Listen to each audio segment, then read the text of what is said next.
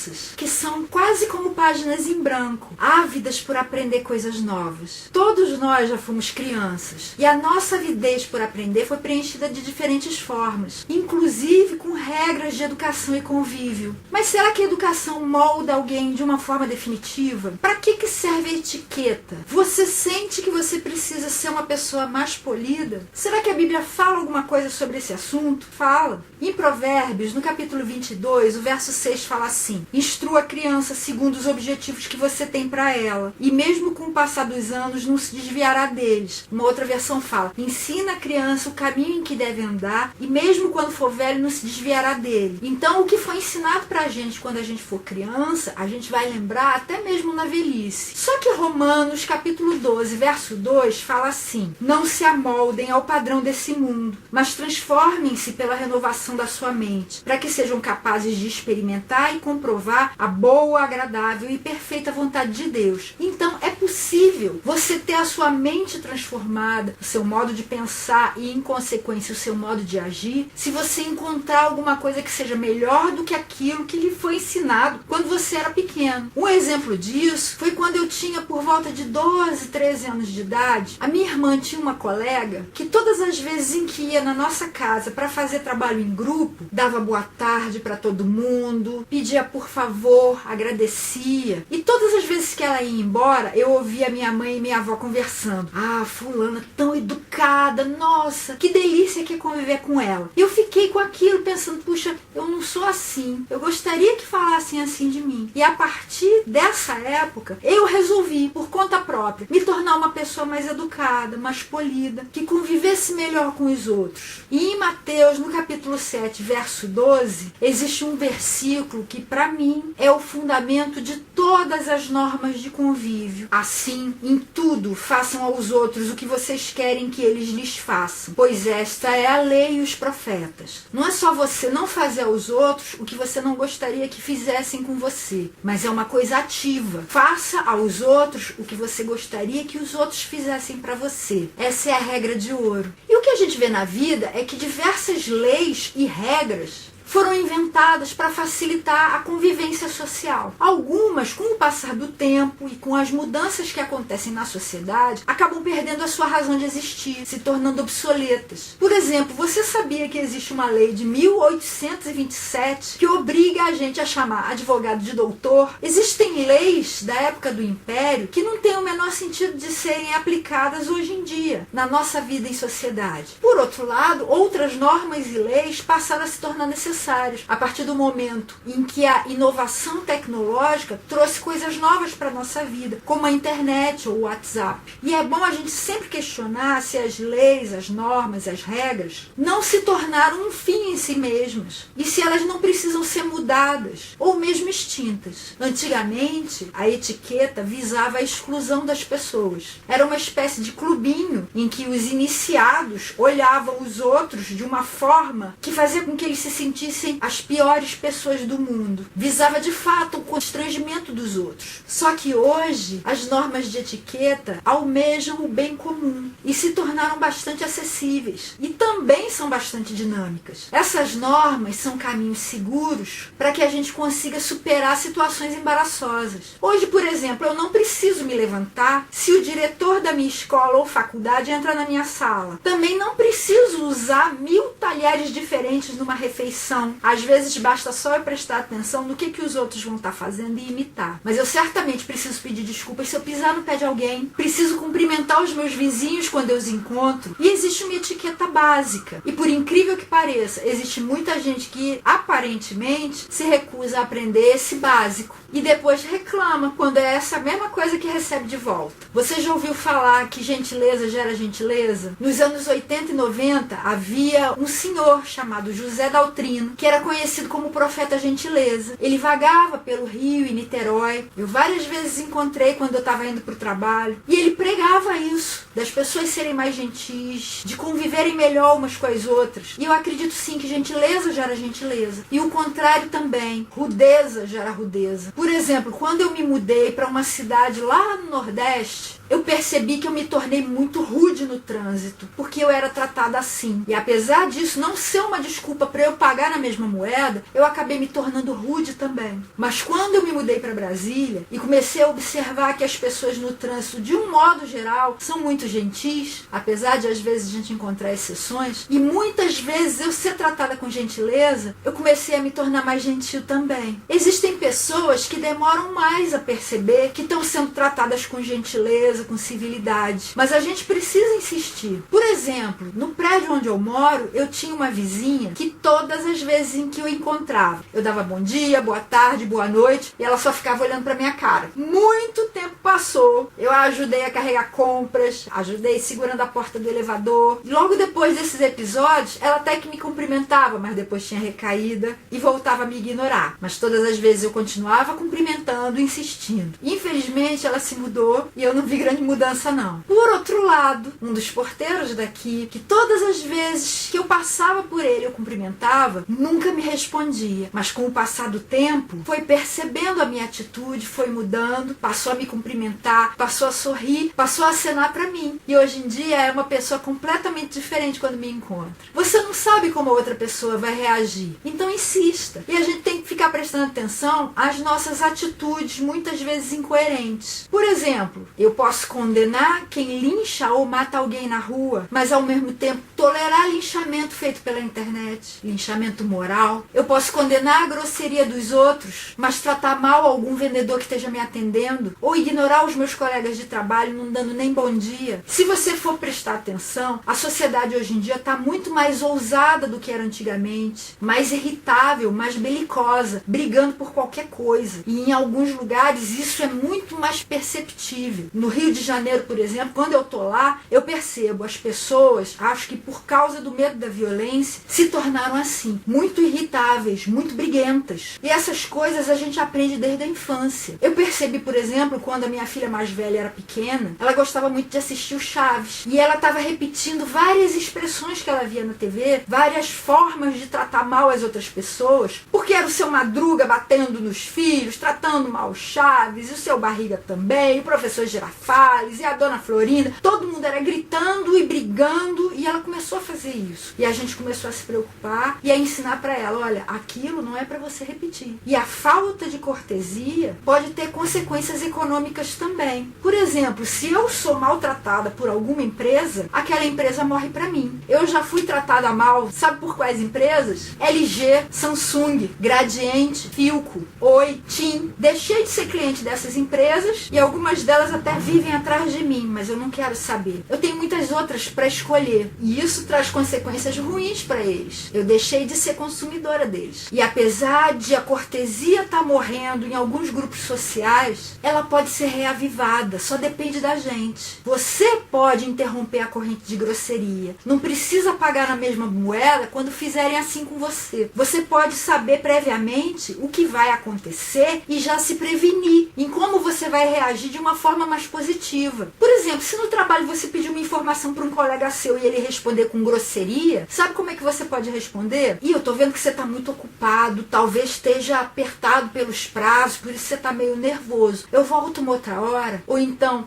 desculpa, eu tô vendo que você tá nervoso, mas sinceramente eu não iria pedir nada pra você se eu realmente não tivesse precisando da sua ajuda. Ou então, desculpa se eu ofendi você, não foi minha intenção. Eu vou tentar conseguir essa informação com outra pessoa. Ou então, se eu não conseguir, eu volto a falar com você mais tarde. São formas corteses, educadas, generosas, que podem interromper essa corrente de grosseria. Como é que a gente pode mudar se a gente percebe que a gente está precisando se tornar mais polido? Primeiro, a gente tem que ter bem firme na nossa mente que lidar com as pessoas algumas vezes pode ser muito difícil e a gente tem que estar preparado para isso. Algumas situações que geram atrito podem se transformar num ódio mortal ou mesmo através de várias gerações, transmitido dentro da família, de pai para filho, depois para neto, e às vezes a pessoa até nem sabe onde foi que aquilo surgiu, mas vai perpetuando. Mas o fato é que reagir dessa forma tão dura torna a vida mais difícil e muito mais sofrida para todo mundo. Aí As situações, na verdade, podem ser previstas. E a etiqueta tem sugestões de comportamento, sugestões de reação, para que a gente consiga resolver aquilo com civilidade, com cortesia, com educação, tornando a vida muito mais leve. É um treinamento mesmo, para que a gente fique seguro em qualquer situação que aparecer. São sugestões que deram certo para muitas outras pessoas antes da gente e que podem até no futuro virem a ser quebradas ou aprimoradas se aparecer uma solução melhor. Mas lembre-se que o básico nunca muda. No vídeo sobre visual masculino eu já falei sobre algumas expressões básicas. Com licença, por favor, obrigado, desculpe. Mas existem outras. Bom dia, boa tarde, boa noite, tchau, até amanhã, bom fim de semana. Além dessas, você precisa aprender a prever situações possíveis e decidir previamente como você vai reagir quando essas situações aparecerem. Em lugar de reagir na hora como der na cabeça. E isso com todas as pessoas, não só com aquelas que você acha que podem trazer algum proveito para você. Dê uma olhadinha no vídeo sobre autenticidade que eu já postei. E agora eu vou mostrar para você algumas situações em que aparecem saias justas e o que você pode fazer para sair delas. Para fazer às outras pessoas o que você gostaria que elas fizessem com você. No seu condomínio ou no clube que você frequenta. Não incomode os seus vizinhos com nenhuma espécie de barulho. Forre o chão, vede portas. Feche as janelas se você quiser ouvir música mais alto, treinar um instrumento musical, ou mesmo brigar com seu cônjuge ou seu filho. Use fones de ouvido para não perturbar ninguém e respeite sempre a lei do silêncio. A partir das 10 da noite, nada de barulho alto. Antes das 7 da manhã, também não. Nos fins de semana, a partir de meio-dia, também não. Respeite as regras do condomínio ou do clube. Respeite os empregados. Trate-os sempre com cortesia. Lembre-se que eles são seres humanos antes de serem empregados. Quando você estiver à mesa, se você tiver sido convidado para comer na casa de alguém, só se sente e coma depois da anfitriã. Do anfitrião também, mas principalmente depois da anfitriã. Se for um buffet, não faça uma montanha de comida com um prato como se você fosse um esfomeado e aquela fosse a última comida do mundo. Isso é muito feio. Pegue um pouquinho de cada vez e, se for o caso, repita. Não sopre a comida para esfriar. Isso é muito feio. Não apalpe as frutas para escolher. Coma asinha de frango e outras coisas que sejam difíceis de você segurar com um garfo com a mão mesmo. Depois limpe com guardanapo ou então naquele líquidozinho, a lavanda, se tiver disponível na mesa. É para isso que serve. Não use faca para partir pãozinho, aquele pãozinho que vem antes da comida, ou para cortar macarrão e outras massas. A única massa que você pode cortar com faca é pizza. Ou para cortar folhas como alface, faça embrulhinhos com alface, usando o garfo e a faca. Treine isso em casa. Ou para cortar ovos, caroço de azeitona ou de fruta, não tente equilibrar no garfo ou colher. Coloque discretamente na sua mão e depois coloque da mão pro prato. Coma de boca fechada. É muito feio você tá comendo e todo mundo tá vendo que tá ali dentro porque você tá comendo assim.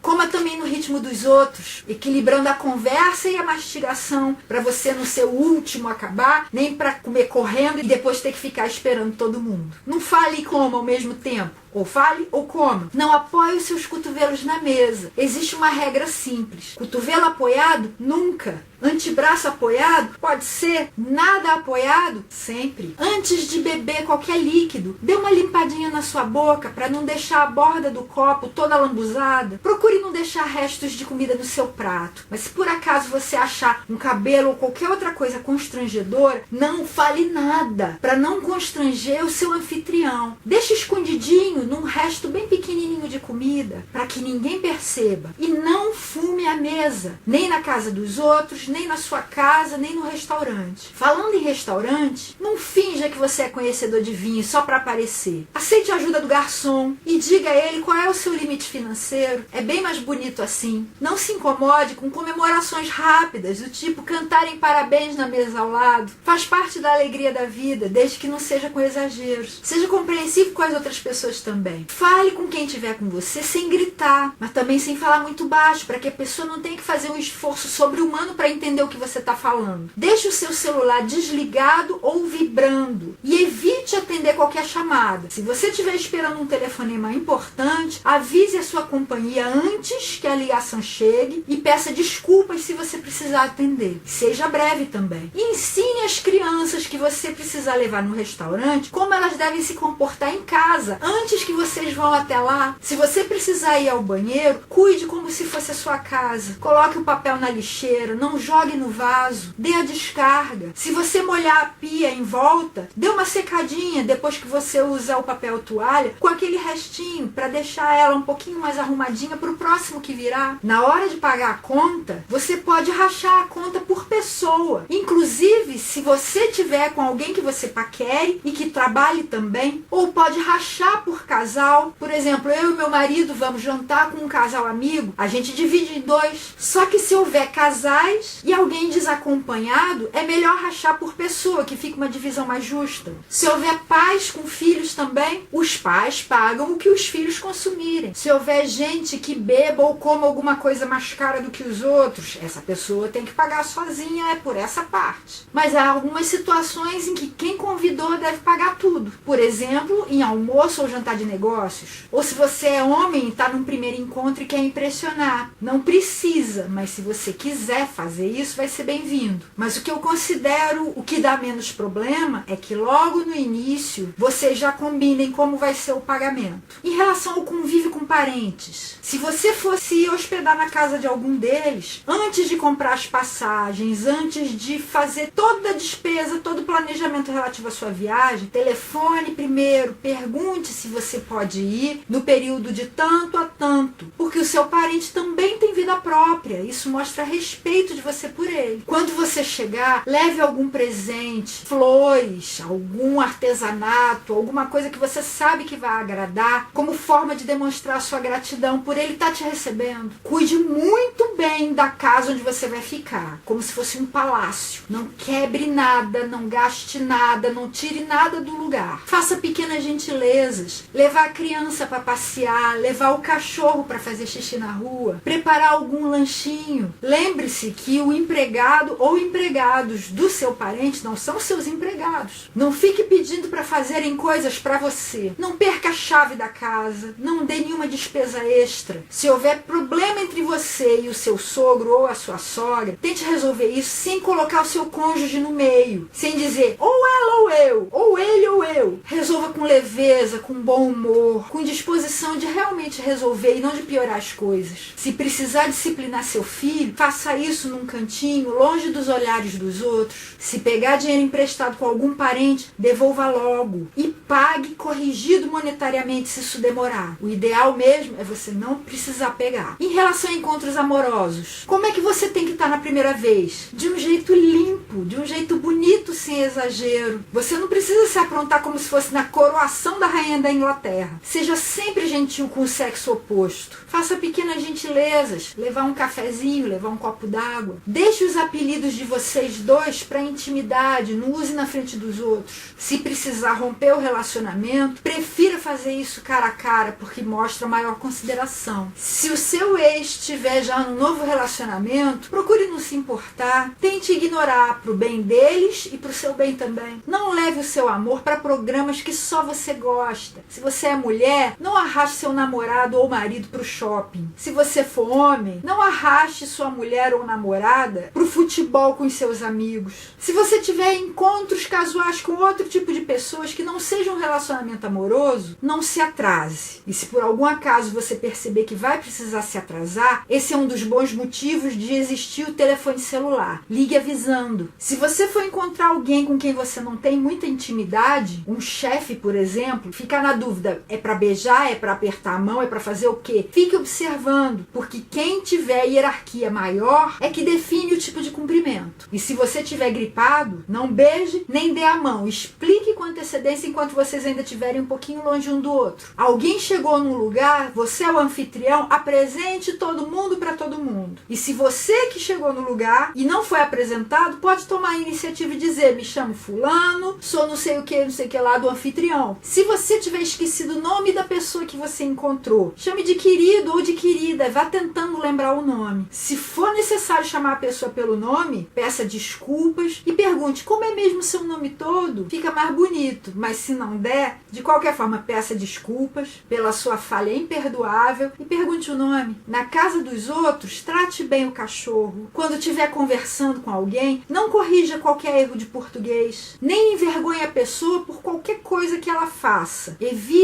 causar embaraços para ela. Se for o caso, fale com ela depois, quando não estiver na frente de mais ninguém. Se tiver alguma situação que vai deixar a pessoa muito embaraçada na frente dos outros e tiver ao seu alcance avisar, por exemplo, o zíper aberto, um sujinho no dente, o cabelo esquisito, fale baixinho no ouvido, porque é melhor a pessoa ficar constrangida só com você do que ficar constrangida diante de todo mundo. Fuja de assuntos pessoais que comecem com a letra D. Dieta, doença, depressão, dinheiro, diretrizes políticas, doutrinas religiosas. Se você precisar ligar para alguém, prefira ligar entre as 9 e as 22 horas. E nos fins de semana, só a partir das 10 ou 11. Se você estiver falando ao telefone e a ligação cair, quem deve retornar a ligação é a pessoa que fez a ligação anterior. Se precisar deixar recado na secretária eletrônica, diga seu nome e sobrenome para que a pessoa saiba de quem se trata. Se telefonaram para alguém ausente e você atendeu, anote o recado, deixe em um lugar em que o ausente consiga ver bem facilmente quando retornar e não dê para a pessoa que telefonou a agenda da pessoa ausente. Não precisa dizer,